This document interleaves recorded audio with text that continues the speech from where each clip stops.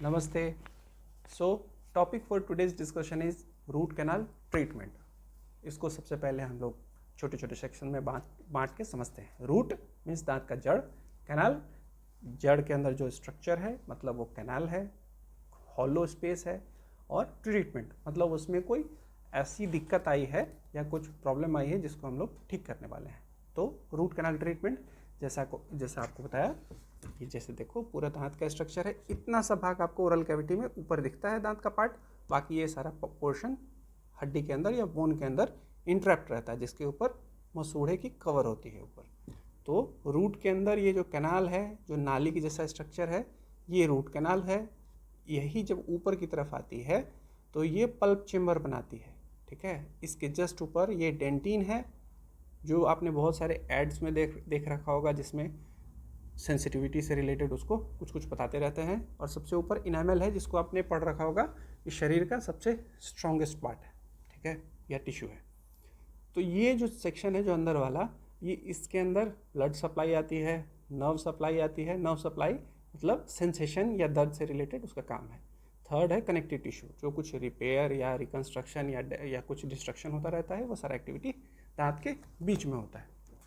तो आप समझने के लिए कुछ यूँ समझे, नारियल के जैसा स्ट्रक्चर है, बाहर से बहुत कड़ा, सेकेंड लेयर जो हम लोग खाते हैं वो थोड़ा सा सॉफ्ट है, और जो बीच में है वो बिल्कुल ही हॉलो है। उसके अंदर कुछ कुछ जैसे वहाँ पे पानी भरा रहता है नारियल पानी, वैसे मान लो यहाँ पे पल्प भरा रहता है।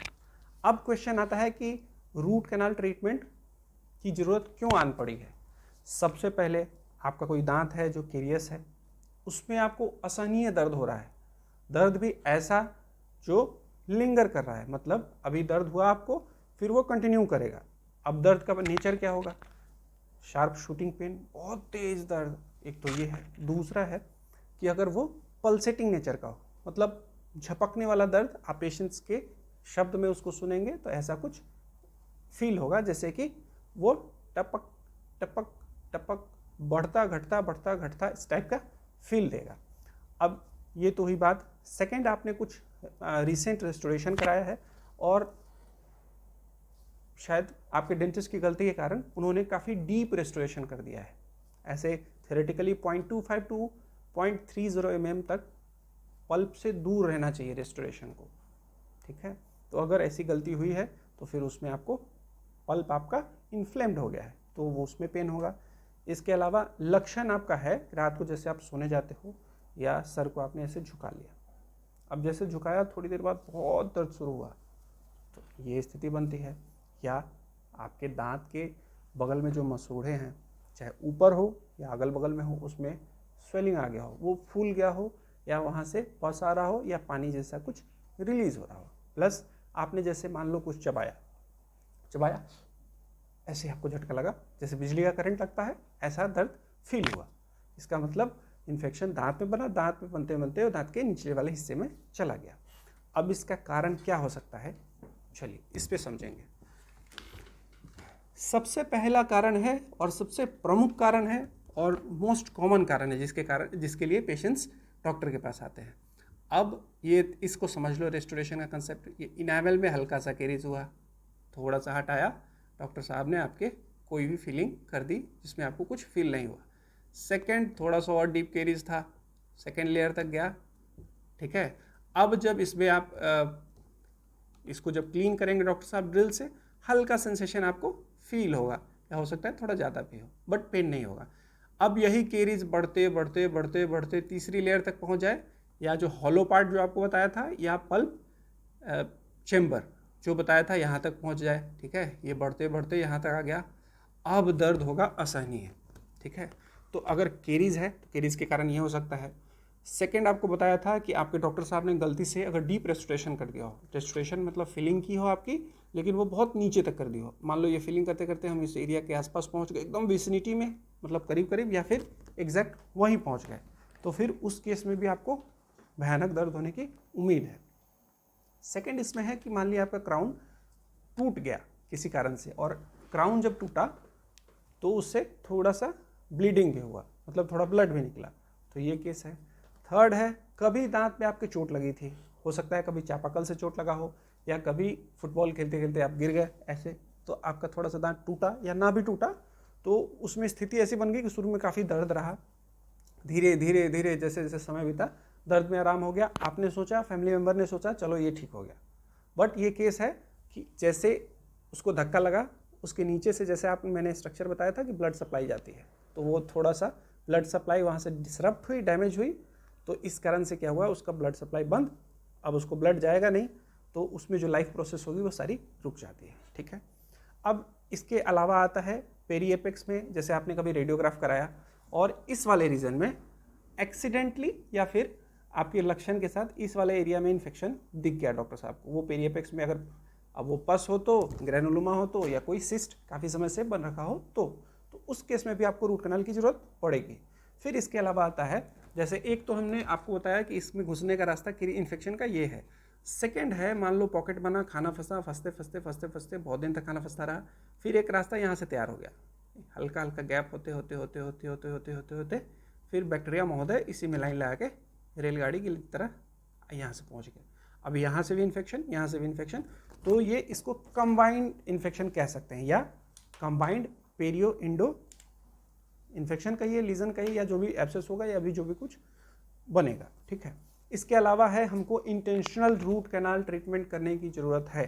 सपोज दैट अब ये केस है, मान लो आपने ऊपर का दांत निकलवा दिया हो, नीचे का दांत जो है उसको ऊपर के दांत ने तो रोका नहीं, तो क्या होगा, ये ऊंचा हो जाएगा। अब जब ऊपर वाले दांत में आप नकली दांत लगाने जाओगे तो ये बंद ही नहीं हो पाएगा। तो इस केस में डॉक्टर साहब आपका जो ये काला वाला जो एक्स्ट्रा पार्ट है उसको हटाएंगे, अगर ऐसे तो दर्द होगा, तो वो इसमें रूट कैनाल करेंगे, फिर इसको हटाएंगे और फिर ऊपर नीचे जिसमें कैप देने की ज़रूरत पड़ती है तो वो कैप दे देंगे। ठीक है, अब इसके बाद ये सारा स्टेप हम लोगों ने क्लिनिकल या तो सिम्टम के बेसिस पे या डॉक्टर साहब की फाइंडिंग के बेसिस पे हम लोगों ने ये ऑब्जर्वेशन रखा है।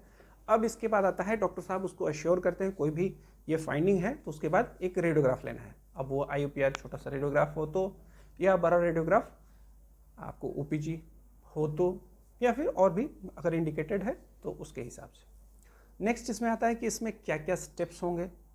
एक काफ़ी क्वेरी रहती है कि मुझे कल रूट कैनाल कराना है तो पता नहीं क्या होगा, तो इतना डरने की ज़रूरत नहीं है। सबसे पहले चीज़ जान लो कि जो भी आपका रूट कैनाल होना है उसमें आपको तो पहले सुई इंजेक्शन पड़ना है सुन्न होने के लिए, या आप जनरल एनेस्थीसिया की अगर नौबत आती है तो उसमें IV सिडेशन आपका होगा, नस में इंजेक्शन पड़ता है। ठीक है, खैर वो बाद की बात है, अभी हम लोग सिंपल केस की चर्चा कर रहे हैं। तो उसमें बेसिकली सबसे पहले आपको टॉपिकल एनेस्थेटिक इंजेक्शन, या तो लोकल इन्फिल्ट्रेशन दांत के बगल में दिया, या जो उसका नस जो वहाँ से आता है, नर्व्स जहाँ से आती हैं उस एरिया में देते हैं, पूरे एरिया को ब्लॉक करने के लिए नर्व ब्लॉक देते हैं। पहला स्टेप, अब सब सुन्न हो गया, मैंने यहाँ इंजेक्शन लिया और ये पूरा सुन्न हो गया। अब डॉक्टर साहब के क्या करेंगे, सबसे पहले उसमें एसेस बनाते हैं। एसेस कहने का मतलब है कि चलो जैसे ये आपका केरीज का पार्ट है, अब डॉक्टर साहब पहले क्या करेंगे, ये पूरा केरीज हटा देंगे। ठीक है, इसके बाद ये सेक्शन खुला, अब वो क्या करेंगे, ये इसको भी यहाँ से हटा देंगे। ठीक है, तो ये पूरा इतना एरिया खाली हो गया। ठीक है, अब उनको यहाँ पे एसेस मिल गया, ये चेम्बर तक वो पहुँच गए। अब इसके बाद जो स्टेप, इसको बोलते हैं एसेस ओपनिंग करना। ठीक है, अब इसके बाद आता है ये पूरे एरिया को क्लीन करना, या पल्प रिमूवल उसके पहले का एक स्टेप कह सकते हैं, या पल्प डिब्राइडमेंट कह सकते हैं। इसके बाद जैसे वो आप छोटी छोटी फाइलें होती हैं डॉक्टर साहब के पास, जो H फाइल हो, ब्रोच हो या K फाइल हो, उसकी सहायता से वो आपका पल्प निकालते हैं। ठीक है, इसके बाद सेकेंड स्टेप है, जरूरी नहीं हो फर्स्ट स्टेप के बाद कोई गैप लिया जाए, सेकेंड स्टेप भी साथ साथ ही करना चाहिए। बायोमैकेनिकल प्रिपरेशन, दैट इज आपने पल्प तो निकाल दिया उस एरिया से, अब उस एरिया को ऐसा डिज़ाइन करते हैं, टेपर यूपर से नीचे तक एक स्लोप बनाते हैं कि जिसमें एक भी बैक्टीरिया छुपे ना, प्लस जो भी मटेरियल हम लास्ट में फिल करेंगे जो रूट के आसपास, वो बिल्कुल एग्जैक्ट यूनिफॉर्म तरीके से फिल होता हुआ नीचे तक चला जाए। जिससे क्या होगा, ये जो सील बनेगी अल्टीमेटली आपकी, ये काफ़ी स्ट्रॉन्ग बनेगी, और ये सील ही सब कुछ है। रूट कैनाल का लाइफ डिसाइड करने वाला एक मेन फैक्टर ये होता है। ठीक है, तो बायोमैकेनिकल प्रिपरेशन अब वो किसी मशीन के सहायता से करें तो रोटरी, मैनुअली हैंड फाइल से करें ऐसे ऐसे मोशन करके, तो वो आपका मैनुअल हो गया। ठीक है, तो उसके हिसाब से आपका टाइम और कॉस्ट भी डिसाइड होता है। ठीक है, चलो ये आपने BMP करा लिया। अब इन केस आपके दांत में इन्फेक्शन, इनफैक्ट एपेक्स में इन्फेक्शन, दांत के जड़ के नीचे या दांत के अंदर भी पस फिर भी बन रहा है और ड्रेन हो रहा है, थोड़ा थोड़ा निकल रहा है, तो उस केस में इंट्राकैनाल मेडिकामेंट का कंसेप्ट है। वो कैल्शियम हाइड्रोक्साइड हो तो, या ट्रिपल एंटीबायोटिक पेस्ट, या बहुत सारे ऑप्शंस हैं। इसके अलावा जैसे आपने डिब्राइडमेंट कराया आपने शुरू से, बीच बीच में इरिगेशन भी होता है। इरिगेशन मतलब बेसिकली डॉक्टर साहब आप सिरिंज में कुछ कुछ फ्लूइड भर के दांत के अंदर डालते रहते हैं, फिर खींचते रहते हैं, डालते रहते हैं, खींचते रहते हैं। वो सोडियम हाइपोक्लोराइट होता है जो बहुत तीखा तीखा स्वाद देता है, या आपका सलाइन हो सकता है जो नमकीन स्वाद देगा, या सोडियम या सॉरी H2O2 या पेरोक्साइड वगैरह यूज़ करते हैं, कई बार क्लोरोक्सिडिन का भी यूज़ होता है। खैर, फिर इसके बाद आपने 2 स्टेप करा लिया। अब डॉक्टर साहब को लगा कि कैनाल आपका ठीक ठाक है, तो चलो इसका फाइनल स्टेप कर देते हैं। फाइनल स्टेप, थर्ड स्टेप है ऑब्चुरेशन। ऑब्चुरेशन मतलब जिस एरिया को हमने क्लीन किया, प्रिपेयर किया, शेप किया, अब उसको हम फिल करेंगे, वो लास्ट स्टेप है ऑब्चुरेशन। ऑब्चुरेशन का अलग अलग मेथड है, वो हम लोग डिटेल में देखेंगे, ठीक है। अब इस एरिया को हमने प्रिपेयर किया, अब इस एरिया में एक गट्टा पर्चा या रबर फैमिली का एक हम लोग एक आइसोमर यूज़ करते हैं, जिसको इस पूरे एरिया में भर देते हैं। रूट कैनाल का जो एरिया है इसको पूरी फिलिंग कर देते हैं हम लोग यहाँ तक, इसको बोलते हैं ऑब्चुरेशन। ये हो गया आपका रूट कैनाल का ऑब्चुरेशन, ठीक है। सील यहाँ से यहाँ तक तैयार। चलो भैया, यहाँ तक तो आपने कर लिया, अब इसके ऊपर क्या? तो ये करने के बाद इसके ऊपर ये जो पूरा खाली जगह है यहाँ पे एक मटेरियल डाल के फिल करते हैं, जिसको पोस्ट इंडो रेस्टोरेशन कहते हैं, ठीक है। पोस्ट इंडो रेस्टोरेशन आपके डॉक्टर साहब आपको ऑप्शन देंगे, दांत कलर का मटेरियल भी यूज़ कर सकते हैं, या सिल्वर फिलिंग या सिल्वर अमलगम भी यूज़ करते हैं, कंपोजिट यूज़ करते हैं, ग्लास एनोवर सीमेंट यूज़ कर सकते हैं, बहुत सारे ऑप्शंस हैं। कंप्यूमर वगैरह यूज़ कर सकते हैं, मिरेकल मिक्स यूज़ कर सकते हैं, ठीक है। इसके बाद लास्ट, इसके बाद सजेशन आपके लिए आता है कि भाई आप फुल कवरेज क्राउन ले लीजिए या कैप ले लीजिए, या सीधे क्राउन ले लीजिए, चाहे मेटल लीजिए, PFM लीजिए, जर्कोनिया लीजिए, इमैक्स क्राउन, या बहुत सारे ऑप्शंस हैं मार्केट में। आप वो उनमें से एक उनका गुण और दोष के बेसिस पे आप सिलेक्शन करो, बजट के बेसिस पे सिलेक्शन करो, और फिर आपका रूट कैनाल यहाँ कंप्लीट हो जाता है। तो ओवरऑल जो ये ग्रॉस मतलब ये जो मोटा मोटा स्टेप मैंने बताया है रूट कैनाल में, आप कोई इन्हीं स्टेप से गुजरना पड़ेगा। तो चूँकि आप पहले से अगर जानकारी रहेगी तो आपके फैमिली में किसी का ट्रीटमेंट होना है या आपका खुद का होना है, तो ये चीज़ें आपको काफ़ी प्लीजेंट लगेंगी।